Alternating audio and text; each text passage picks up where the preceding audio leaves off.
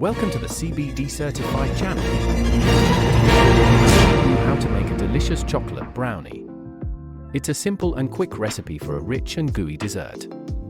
Here's what you'll need: 200 g of dark chocolate, 150 g of butter, 150 g of sugar, 3 eggs, 80 g of flour, a pinch of salt, and if you want a special touch, you can add 10 milliliters of cannabis oil, available at CBD-certified.com.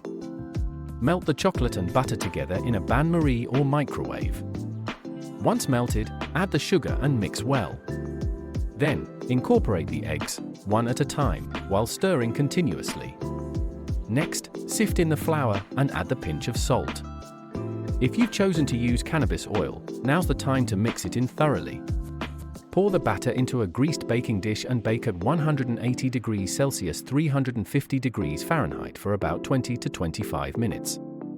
The brownie should be set at the edges but still a bit gooey in the center. And there you have it, your brownie is ready to enjoy.